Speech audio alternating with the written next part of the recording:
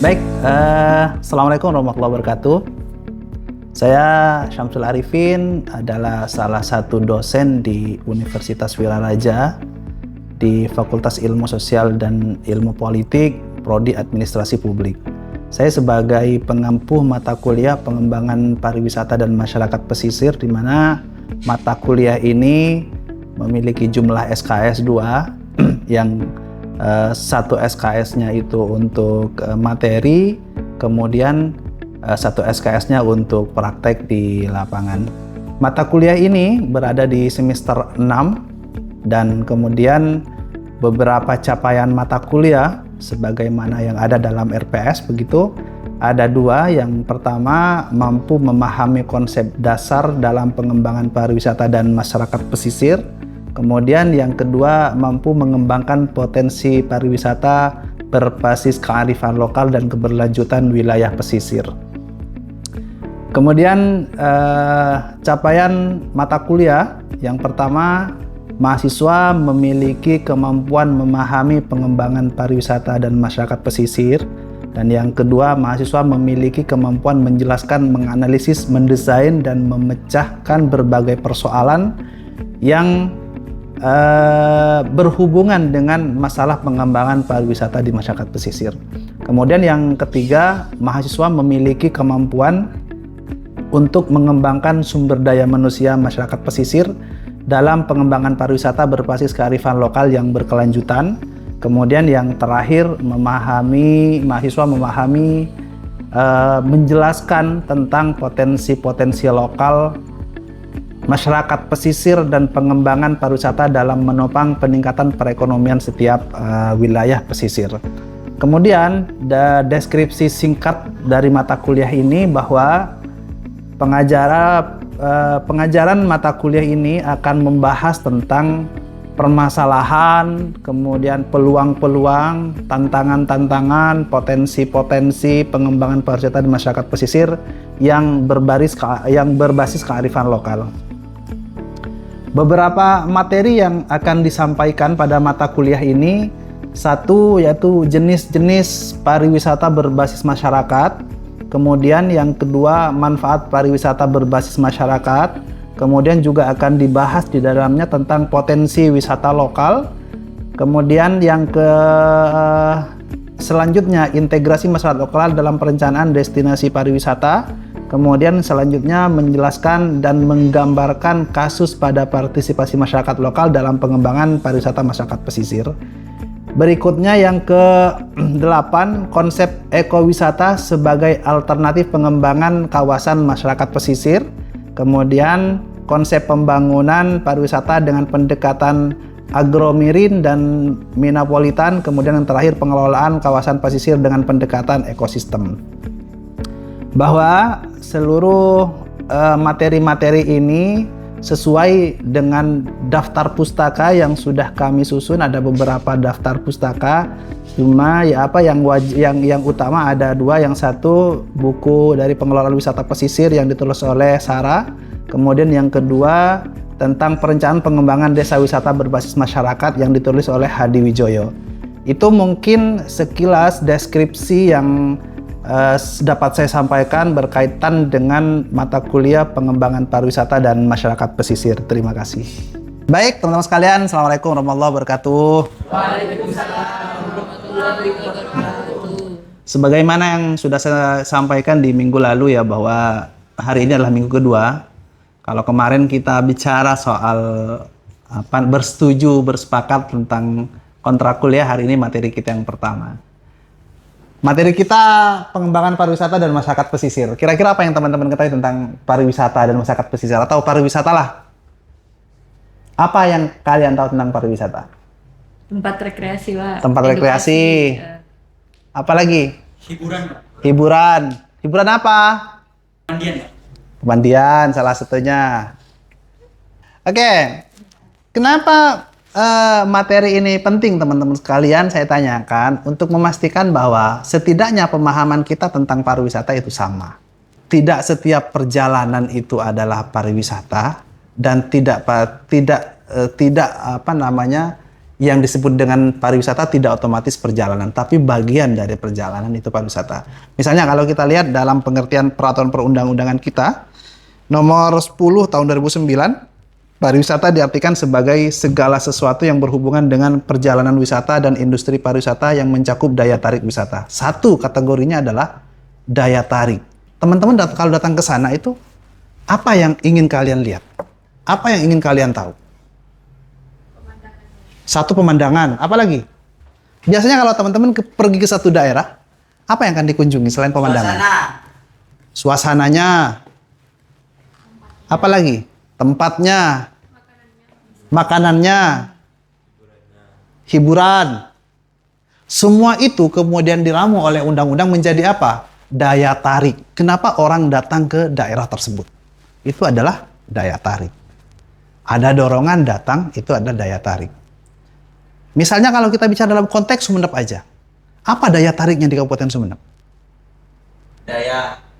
Budaya, keris, belakangan tradisi. Tradisi bagus di Madura. Kenapa saya bilang bagus? Di Sumeneb terutama. Saya mungkin pernah cerita di beberapa minggu sebelumnya ya. Ketika saya dipertanyakan oleh seorang dan saya tidak bisa menjawab. Pak, kenapa Sumeneb sepertinya budayanya lebih autentik dan lebih kuat dipertahankan oleh masyarakatnya? Saya tidak bisa menjawab. Karena saya tidak pernah melakukan penelitian secara mendalam kenapa budaya di Sumeneb sepertinya lebih kuat dan lebih kuat dipertahankan sampai sekarang. Dan itu tidak menjadi daya tarik khusus di Sumeneb. Kenapa? Karena kita tahu di Sumeneb ini teman-teman yang menjadi daya tarik wisata pertama yaitu wisata religi. Kalau kita akumulasikan dari seluruh orang yang datang ke Sumeneb, biasanya mereka datang mengunjungi apa? Astatengki. Padahal apakah Sumeneb hanya punya itu saja? Enggak. Punya apa? Budaya. Ada pagelaran budaya. Kemudian ada museum. Jangan salah, museum itu bagian dari bagaimana budaya terbangun di Kabupaten Sumeneb. Penyediaan akomodasi. Teman-teman kalau datang ke satu daerah, apa yang biasanya dicari? Selain tempat, apa yang bisa saya dapatkan di tempat tersebut? Relasi. Ya, bolehlah relasi. Tapi berkaitan dengan akomodasi secara khusus. Aksesibilitas. Apa yang disediakan? Layanan, kenyamanan. Maka saya sering bilang safety and security. Kenapa? Karena itu menjamin orang datang ke satu daerah dengan rasa aman, tenang. Tanpa ada kekhawatiran dan tanpa ada rasa keraguan. Itu perlu. Kenapa? Karena orang akan pariwisata teman-teman. Itu berkaitan dengan citra. Ketika orang datang ke satu daerah, dia merasa tenang, nyaman, maka yang terbangun, citra yang terbangun bagi pengunjungnya adalah merasa nyaman. Dan dia tidak akan bercerita yang jelek-jelek akhirnya. Dia akan bercerita yang bagus-bagus, yang baik-baik. Datang ke Sumeneb, ayo datang ke daerah, ayo datang ke Madura, ayo datang ke daerah yang lain, datang ke sini. Kenapa? Di sini enak, tempatnya bagus, view-nya bagus, orangnya ramah, jalannya, infrastrukturnya bagus, dan segala macam bagus. Itu yang saya bilang, pariwisata berkaitan dengan bagaimana citra dibentuk. Oleh siapa? Oleh pelayan. Terbentuknya kepada siapa? Kepada pengunjung, kepada wisatawan. Oke. Berbagai kegiatan lain yang mendukung wisata. Apa? Ya hiburan, permainan. Iya, kalau di Madura itu umumnya kan masih permainan anak-anak ya. Biasanya kan anak-anak atau pemandian gitu. Di luar-luar, itu bukan lagi anak-anak. Oke, teman sekalian. Apa jenis-jenis wisata yang menurut peraturan perundang-undangan tahun 2009 tentang kepariwisataan itu? Satu, pariwisata alam. Ya, alam kita kaya. Ya kan? Pantai. Teman-teman, saya baru-baru ada project. Bukan ada project, akan ada project. Dengan salah satu dosen UC, Universitas Ciputra. Beliau secara tidak langsung mempropos kegiatan kita itu berada di Gili Yang. Karena beliau tertarik dengan Gili Yang. Beliau tertarik dengan wisata di sana adalah destinasi wisata yang oksigennya terbaik kedua di dunia. Makanya cerita-cerita yang terbangun apa? Di sana baik, nyaman, iya kan? Kemudian orang yang tinggal di sana umurnya di atas 100 tahunan. Itu kan membuat orang itu penasaran. Dan proyek itu yang mungkin akan kita lakukan. Kenapa? Karena katanya dengan wisata alam. Yang kedua, walaupun kemudian itu didefinisikan dalam perkembangannya dikatakan sebagai wisata kesehatan. Tapi itu kan dari alam. Apalagi misalnya pantai, terumbu karang. Di mana terumbu karang adanya? Gili Labak. Walaupun kemudian itu menjadi persoalan. Kenapa? Karena ternyata banyak terumbu karang yang rusak. Oke, berikutnya pariwisata budaya. Teman-teman tahu Seronin? Ya. Apa itu Seronin? Musik tradisional. Musik tradisional. Teman-teman tahu tari Ceren kalau di Madura? Kenapa ini kemudian menjadi satu destinasi yang direkomendasikan atau yang dibukukan oleh peraturan perundang-undangan kita? Karena itu kekayaan yang mestinya menjadi daya tarik sendiri. Tetapi dengan semata-mata ada kemudian menjadi daya tarik kan tidak. Perlu apa? Ada modifikasi, ada perencanaan, ada pengelolaan, ya kan? Kemudian ada apa lagi? Ada peta, ada agenda tahunan yang disumenep, diartikulasikan menjadi kalender, event kalender, sumenep ya. Biasanya dilaksanakan tanggal berapa? Dari awal tahun sampai akhir tahun. Dari awal tahun sampai akhir tahun. Ada event. Biasanya ada event-event itu biasanya tiap bulan ada eventnya. Ada. Begitu itu kan sebetulnya kalau kita lihat secara kasat mata kan sudah bagus. Di sana menampilkan berbagai kegiatan kebudayaan. Apalagi teman-teman sekalian adalah pariwisata buatan. Pemandian itu kan tidak ada, tapi dibuat. Tapi kemudian dimodifikasi menjadi sebuah destinasi dengan berbagai daya tarik yang dibuat. Makanya teman-teman sekalian, sebetulnya saya banyak mengkritisi ketidaksesuaian antara apa yang ada, potensi yang ada dengan bagaimana sistem pengelolaan. Contoh misalnya, kawasan pesisir kita di pantai Selopeng. Ya kan? Di pantai Selopeng? Ya. Teman-teman tahu nggak? Kalau di pantai Selopeng itu ada pemandian, ada pemancingan untuk anak kecil, pemancingan untuk anak kecil tahu? Sekarang kalau kita bicara marketing, apakah itu sesuai? Kalau bicara pantai, mestinya kan konteksnya adalah bagaimana kita memberikan pelayanan, memberikan satu pemandangan berkaitan dengan kekayaan yang sesuai dengan potensi yang ada. Kan itu sama artinya dengan menghadirkan sesuatu yang buatan tadi. Kenapa masih dibuatkan? Kenapa tidak dikuatkan? Ibaratnya sebuah identitas, dikuatkan identitas wisatanya. Kan itu jauh lebih menarik. Selama ini teman-teman sekalian, kalau kita datang ke pariwisata kan itu dibuka umum. Jarang sekali, hampir tidak ada di Madura ini yang membuka wisata pantai, kawasan pesisir itu khusus. Ada daerah atau ada kawasan khusus. Kalau misalnya dalam sebuah destinasi wisata kemudian dibuatkan tempat khusus untuk ibu-ibu, itu kan lebih aman. Yang boleh masuk ke sana hanya ibu-ibu, mulai dari pengelolanya, ibu-ibu semua.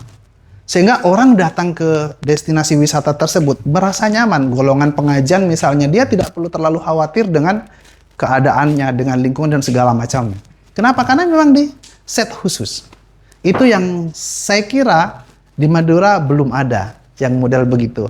Makanya teman-teman itu perlu nanti itu mulai memikirkan ke arah itu supaya apa? Ya kita yang mengambil mata kuliah pembangunan pariwisata dan masyarakat pesisir ini mulai memikirkan perspektif lain atau pandangan baru terkait dengan bagaimana wisata ini dibangun. Oke ya?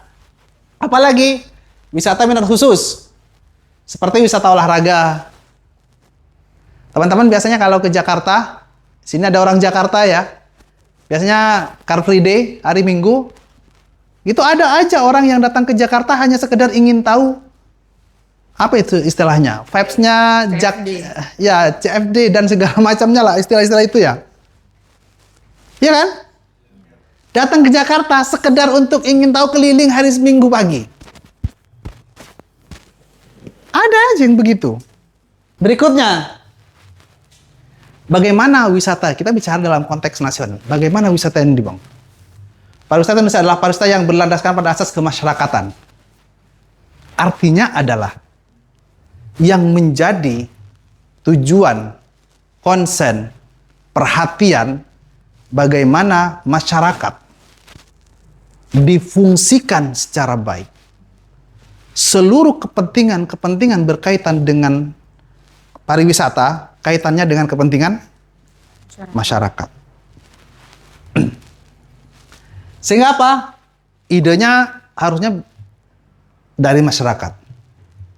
Bahkan ketika sebuah daerah, teman-teman sekalian, akan dibangun, maka penting untuk kita mengetahui apa yang disampaikan oleh masyarakat.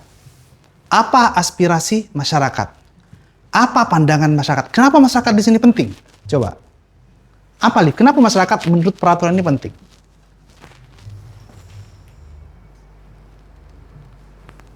Karena nantinya kedepannya yang menjalankan itu, yang mengelola itu kan masyarakat asli sana. Ya, masyarakat itu sebagai orang yang memiliki, tahu bagaimana daerahnya itu dibangun. Orang yang sekaya-kaya pun kalau dia berasal dari daerah lain, dia kan hanya tahu bahwa di sini bagus, tapi dia tidak tahu bagaimana mengolah berdasarkan atau pendekatan lokal. Bisa saja, kenapa misalnya dalam sebuah kasus begitu, pembangunan wisata, daerah, masyarakat justru menolak. Karena apa? Karena tidak ada partisipasi, karena masyarakat tidak dilibatkan. Sejak kapan masyarakat dilibatkan? Bahkan sejak rencana pembangunan itu dibuat. Baru ide itu, rencana dibuat, masyarakat sudah mulai difikirkan, mulai sudah dilibatkan. Kenapa? Karena ini penting, yang tahu lokal daerah tersebut, kemudian juga untuk pentingnya membangun local wisdom, itu hanya masyarakat yang tahu di sekitar itu. Oke, sampai di sini silakan. Ada yang mau tanya? Pak, Oke, Vira. kalau misalnya kayak dulu kan di Jakarta tuh ada Taman Matahari namanya ya. Tapi aktivitinya di Taman Matahari tuh kita mulai dari nanam padi itu sampai ngebajak itu full deh kayak kegiatan pertanian. Itu kan termasuk buatan ya Pak ya? Iya. Tapi kan yang dia tunjukkan tuh alam. Apa itu jadi satu kategori baru atau langsung masuk ke jenisnya itu jenis pariwisata buatan? Oke, sebenarnya kalau kita mau sederhanakan, ya cukup di situ ada daya tariknya. Kalau kita klasifikasikan menjadi daya tarik apa yang lebih dominan? Bisa saja misalnya, saya pernah melakukan penelitian di Pulau Talango. Saya pernah melakukan penelitian tentang pengembangan penanaman wisata kelor berbasis edukasi. Jadi masyarakat yang datang ke sana itu akan diajarkan bagaimana mulai bibitnya, mulai menanamnya, kemudian kegunaannya untuk apa, untuk kesehatan, pil segala macam. Itu diberikan informasi itu, mereka diajarkan dan terlibat langsung. Itu kategorinya apa? Kalau kita mau sederhanakan, ya itu kategorinya adalah kategori alam. Tetapi sebetulnya lebih penting dari sekedar kategori, karena kepentingan kategori tadi itu adalah kepentingan kajian. Tapi kalau kepentingannya adalah pembangunan wisata, maka fokus kita adalah bagaimana itu diketahui oleh orang banyak. Bagaimana orang kemudian tertarik. Lebih dari sekedar bagaimana kategori-kategori itu kemudian mendefinisikan sebuah destinasi wisata. Kalau ya itu wisata alam, karena itu aktivitasnya di alam, alamiah. Memang dari dulu orang sudah berkegiatan seperti itu. Tapi kemudian itu dimodifikasi sedemikian rupa dalam rangka apa? menjadi daya tarik sendiri dalam bidang pertanian. Teman-teman sekalian, tidak semua yang kita datangi, dia memiliki pengelolaan yang bagus. Makanya perlu apa? Modifikasi. Perlu apa? Event-event tertentu. Perlu apa? Memberikan satu rangkaian kegiatan yang itu membuat orang menjadi lebih terkesan. Sama kasusnya dengan wisata buatan Gua Soekarno. Gua Soekarno setahun 2 tahun pertama rame. Sampai berbes-bes. Jalannya ke sana sampai dicor segala macam. Tapi per hari ini 2 tahun, 3 tahun terakhir sudah tidak ada. Itu kenapa? Karena orang datang dengan tidak ada modifikasi kegiatan yang begitu-begitu saja. Orang akhirnya tidak apa? Malas untuk datang kembali. Oh, begitu saja. Coba kalau misalnya seorang pengelola yang tidak hanya mengandalkan view yang ada, tapi memberikan satu antraks yang berbeda, maka mungkin akan berbeda. Karena itu yang kita pasarkan keluar. Misalnya dalam 1 tahun pertama, ini orang datang saja. Dalam setahun berikutnya, apa yang akan kita perbarui? Misalnya, oh ternyata ada ditemukan satu cerita tentang bagaimana Soekarno dulu itu bertapa di sini. Dibuatkan cerita. Apa itu kemudian memberikan informasi yang tidak tepat? Begitulah cara sistem marketing itu berjalan. Dibuatkan cerita-cerita begitu sehingga apa? Orang ketika datang ada sesuatu yang baru lagi. Ketika disampaikan oleh seorang marketingnya, pemasarannya, itu yang dia sampaikan apa? Event. Yang dia sampaikan apa? Hal baru lagi. Yang disampaikan apa? Penemuan baru. Yang disampaikan apa? Terus begitu. Sehingga orang ingin terus datang dalam rangka apa? Menemukan pengalaman-pengalaman yang baru kembali. Kan orang kalau datang saja kan bosan nggak datang, bosan pulang gitu. Gitu-gitu aja. Akhirnya yang dikatakan apa? B aja gitu, biasa aja. Karena ini berulang-ulang. Justru ini teman-teman ya. Saya gak khawatir dengan pasar kebun. Pasar kebun itu bagus. Bagaimana dia diatur dengan sistem pasar sebagaimana pasar-pasar terdahulu. Pasar tradisional, bahkan termasuk transaksinya. Untungnya bagusnya adalah karena dia dibuka hanya seminggu sekali. Dibuka dalam 3 minggu aja sekali. Orang bosan. Kenapa? Karena aktivitasnya sama. Tapi apakah demikian? Kan tidak perlu. Misalnya sewaktu-waktu kita buat satu pemandangan yang berbeda. Kita buat desainnya berbeda. Kita buat jalurnya berbeda. Selama ini bagaimana, besok bagaimana. Sehingga orang datang ke sana bukan jajanan itu saja. Bahkan view-nya pun dibuat berbeda. Pintu masuknya begini. Sekarang dibuat bagaimana. Sehingga orang kalau datang ke sana mau masuk aja sudah penasaran dan ingin mengambil gambar di situ. Kan itu kemudian dia bercerita. Walaupun tidak secara langsung, dia bercerita di mana? Di media sosial dan segala macam. Tadi saya sampaikan, dia kan bercerita. Oh menarik, oh bagus. Jadi wisata itu teman-teman sekalian, dia tidak hanya ada kemudian berdiri saja itu enggak. Tapi perlu ada modifikasi. Perlu ada atraksi. Sama dengan, saya mungkin pernah cerita juga teman-teman di Jogja. Pasar Empring di Sukomulyo namanya, Desa Sukomulyo. Pasar Empring. Pasar Empring itu konsepnya sama dengan pasar di sini. Tapi di sana transaksinya pakai uang, bukan pakai koin sebagaimana yang di pasar Tepud itu. Di sana bagus, di pinggir jalan, di pinggir sungai. Kalau mau ke sana itu pakai nyebrang dulu. Ada jembatan panjang karena dia di sebelahnya sungai. Ada nyebrang. Nyebrangnya saja itu sudah membuat orang terkesan.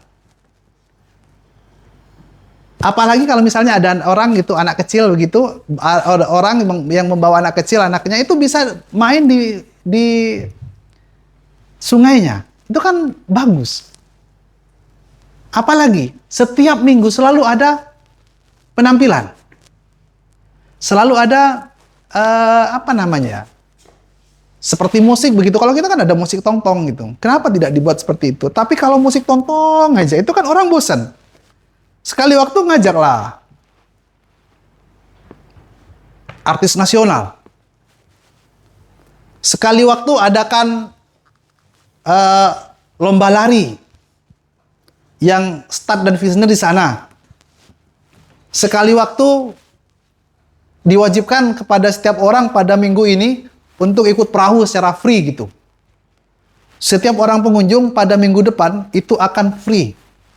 Kan itu sesuatu yang baru. Orang atau selama ini orang kalau datang ke tempat tersebut itu kan harus bayar. Tapi dalam 1 minggu dengan memperkirakan untung ruginya 1 minggu depan itu free, dan itu yang disampaikan. Minggu depan apa lagi yang free? Minggu depan apa lagi yang ini? Minggu depan lagi apa yang terus begitu? Supaya apa? Ada yang baru dan membuat orang lebih penasaran lagi, datang lagi, tidak bosan datang ke tempat tersebut. Bukan itu saja teman-teman sekalian, bahkan termasuk penjualnya. Selama ini kan sudah bagus berpakaian, apa itu namanya? Kalapi tebek. Benih tebak itu tebak. Tebek. Itu kalampi tebek. Itu kan bukan hanya sekedar kalampi tebek, kalampi tradisional kan? Ada permainan apa? Misalnya, dalam satu momen, disampaikan seminggu sebelumnya, disampaikan di sana, minggu depan setiap pengunjung diharuskan menggunakan baju warna merah misalnya. Semua warna merah. Itu kan orang jadi penasaran. Iya kan? Minggu depan ada temanya apa gitu. Dan itu yang kemudian di-capture secara bagus menjadi model marketing yang luar biasa. Sebelum saya tutup, silakan kalau ada pertanyaan teman-teman. Satu penanya, boleh. Terakhir. Mas, di belakang. Silakan. Yo, ya. Ini sedikit saja dari saya Pak, pertanyaannya. Seberapa besar Pak, seberapa penting antusiasme masyarakat lokal terhadap pariwisata Bapak? Seperti yang Bapak sebutkan tadi bahwa partisipasi masyarakat terhadap pariwisata itu begitu penting. Tapi terkadang Bapak, yang saya temukan ada di tempat satu pantai itu Bapak. Jadi antusiasme masyarakat lokal itu terlalu besar sampai-sampai mereka itu kayak buat gerbang-gerbang portal-portal sendiri Bapak. Jadi kayak jatuhnya pungli Bapak. Jadi seberapa krusial sih Bapak? Apa itu namanya? Partisipasi masyarakat lokal terhadap pariwisata ini Bapak. Karena terkadang antusiasme masyarakat berlebihan Bapak, seperti itu Bapak. Oke, teman-teman sekalian, dalam pengurusan dan pengelolaan wisata dikenal dengan istilah apa? Sama modelnya pengelolaan itu sistemnya SOP, standar operasional, atau ketentuan, peraturan, dan ketentuan bagaimana wisata itu dibangun. Sampai di mana batas keterlibatan dan partisipasi masyarakat itu perlu dibangun. Kenapa penting untuk kemudian dirumuskan secara baik supaya tidak ada satu overlapping. Overlapping itu berkaitan dengan siapa pengelolanya. Tidak semua orang memiliki penguasaan yang sama gitu. Harus kontrolnya ada dalam satu orang. Kenapa? Kalau semua sudah merasa memiliki dengan tindak dan tanggung jawab yang berbeda, maka yang terjadi adalah pungli tadi. Maka perlu diatur. Mengatur pariwisata tidak cukup dengan hanya ada wisata, masyarakat bebas itu enggak. Tapi ada polanya. Ada sistem. Misalnya soal apa yang paling memungkinkan parkir misalnya. Parkir liar. Kan orang ada perencanaan. Ya kan? Ada eksekusi. Ada humannya, siapa orangnya. Ada evaluasi. Evaluasinya bagaimana? Ketika ada evaluasi, ditemukan bahwa ada perencanaan dan penglibatan yang secara berlebihan, maka perlu kontrol. Ada dikontrol. Makanya seorang, baik dalam hal ini wisata swasta atau wisata yang itu di bawah kekuasaan pemerintahan, itu perlu kontrol yang bagus di situ. Supaya orang tidak merasa memiliki kewenangan yang sama dengan pemerintah. Tetapi tentu harus penglibatan itu penting. Karena kenapa? Akhirnya bicara soal income. Bicara soal bagaimana masyarakat memiliki kesempatan sebanyak-banyaknya terhadap manfaat yang didapat oleh masyarakat dari pengelolaan wisata itu. Tapi ingat, tidak berarti bebas sebebas-bebasnya. Itu ya. Baik teman-teman sekalian, terima kasih untuk hari ini. Kita sambung minggu depan. Ya, kita sambung minggu depan. Semoga semua di antara kita diberikan kesehatan. Ya, akhir dari saya, billahi taufiq wal hidayah. Wassalamualaikum warahmatullahi wabarakatuh. Waalaikumsalam.